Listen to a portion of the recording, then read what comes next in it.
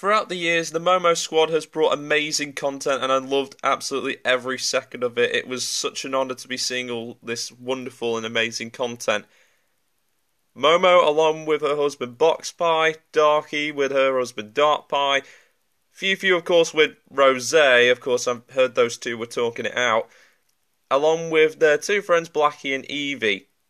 Now, there is another member of the MomoSquad. Her name is Cathy.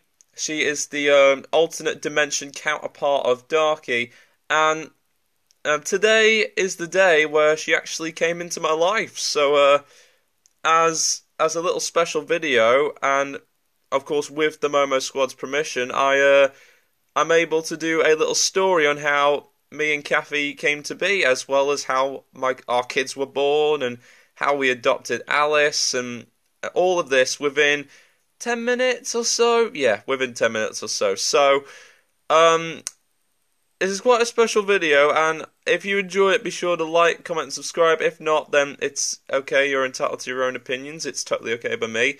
But without any further ado, let us begin the story of how me and Cathy got together. Or, as I kind of made it into, a tale made in heaven. I know it's a bit much, but you know it. Let's begin the story, shall we? So, on a particular day, July 24th, I was in my house reminiscing on my past after I'd broken up with my waifu. But give her credit, she is a princess with people having eyes on her every 24/7. There's no way I could live with all that, so I decided to let her go. Yeah, sure, I didn't quite handle it like a champ, but don't worry, I didn't take it out on anyone else. I know better not to do that now. But, on this particular day, which is July 24th, again, another little soul came to my doorstep. That was all, she seemed a little sad, she seemed a bit worried, and that is when Cathy came to my doorstep, and she asked me, because of a dare, now I just like to put this out here, because of a dare that her friends Evie and Blackie made, she asked me to get her pregnant, which is quite bizarre. But yet again, if you want to see bizarre, then you better see JoJo Golden Wind. It's really good. You'll love it without a doubt. However, when I looked at her, when we got into the moment, she was a little worried, anxious, and a tad bit frightened on what would happen. She was kind of concerned that she would be wasting my space at first, but in my mind, she wasn't wasting my space. I mean, if she wanted it, then I mean, it was quite alright. I mean, I won't hold it against her, but well, if in any case, all I could do at this point was do the right thing. So by giving her a heartwarming kiss, she wasn't so scared anymore. And it was quite coincidental, because as soon as I did that, both her tail and my tail kind of got tangled between each other, and so it pulled us forward into another kiss. And so, that is the day where we bonded. That is the day where we had a bond. And, of course, we spent the night together, talking away at our past, maybe even, talk about our own lives, and so we slept the night together. But no, okay, as in, but anyway, if I told you the details, then, this would get kind of awkward pretty fast, so moving on. The next day, Cathy left my house and back to her friends simply because, well, she felt like the dare was done and that she could go back home, but, just realises that where was it? Where was her home? That millions of questions were going through my mind. But my mind was then switched to a thunderstorm that was brewing down, actually, tomorrow, the tomorrow after July 24th. Sorry, I'm so stuttering today. But, this thunderstorm had forced her into an alleyway, of course, as she was heading home, because she was really frightened of thunder. But, of course, after looking outside my window, I came to notice that Cathy's tail ribbon was left behind. So I went searching for her. So I so I can return it in full detail. And I found her curling into a ball, and she was holding her ear. She was just that scared. She was that scared the sound of the thunder, and not to mention she was weeping, and of course she told me to let her stay with her. And honestly, that there, Cathy wanted to spend the life with me. I wasn't. I mean, honestly, in a girlfriend's case, I mean, if she doesn't want to be with me, then obviously that was her choice. But Cathy, she just would not stop hugging me after I found her. So it was a declaration that I would never leave her, and I never will. So I agreed to her terms, and of course gave her a nice big kiss, and then I gave her friends a call just to let them know where they were. That there was the start of a beautiful friendship, but more importantly, in the near future, a beautiful marriage. Later on, after she had settled down into my house, Cathy and I did check the pregnancy test, and the result was absolutely positive. And we went to the doctors later on, and she was pregnant with two twins. So that's all around pretty absolutely fantastic. Afterwards, we discussed on what to do next, and of course, thanks to Momo and her buddies, me and Cathy got married, and eventually, she was absolutely happy. Like, I've never seen her before up until now. She was super duper happy. Like a huge weight was lifted off her chest. To be fair, it was quite warming, and it was quite warm to like see her, so happy like that. It's so beautiful. So after the wedding, we sorted out child support thanks to a certain demidog. But speaking of which, Manny found us a great house to live in, and honestly, I basically did all the work sorting it out just to save her a bit of weightlifting. But Cathy, she was insisted on helping me out, so she did just that. So we both fixed around the house, ready for our kids and more of course ourselves, and all year around anyway.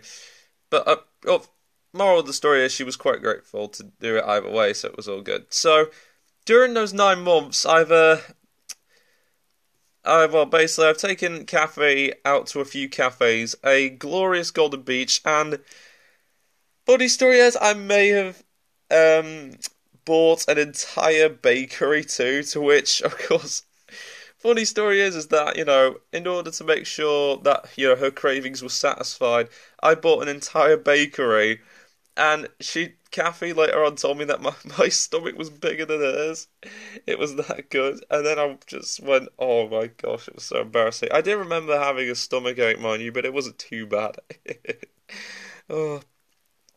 So, of course, I'd known Momo for quite some time, even before Cathy and I got together. So, every time we came to visit her, or Darky, or Few, etc., etc., it was a real treat. I just love, the company and the support that they gave me. That was absolutely fantastic. But on the 9th month, as expected, it was time. We were so panicked. After we got on the news, we dashed straight to the hospital, and Cathy was in so much pain. But of course, during the process, I stayed by her side for those 7 hours. Of course, 7 blinking hours. That's like watching like Avengers Endgame like 2.5 times, and that's way too much to count. So after those 7 hours, Emily and Cleo, those were the two children that of course were born from Cathy, of course, Cathy and me. So after they were born, we all slept in the hospital, and actually I slept like a baby. I think we both did. So when Emily was born, we were a little bit worried about her eye because it was a little bit misty, like very grey, compared to her other eye, which seemed quite alright. But thankfully, the doctors said that it didn't affect her eyesight at all. It only just affected the colour of her pupil. And, oh my gosh, we were so relieved because, it panicked us for a little bit. But honestly, we definitely we were chuffed. We all around we were chuffed, and so after we took him home, we looked after our babies as loving parents, of course. But for those who don't know, yeah, we adopted another child, which of course was Alice. So Alice was later found by Cathy, and together we decided, see as that she didn't have any parents to like come and like collect her from that alleyway. I don't know who would do that, but we decided to adopt her. It would take a little bit of time to get the adoption papers in the meantime, so we did what we can to make her feel welcome. So, however, Alice was a little bit scared by, what was going to come next, and apparently her father came to the door, and as soon as he came through the door, Alice blinking hid behind me. She hid behind me, and that she didn't know what to do, and to be honest, she told me she didn't want to go back home to him.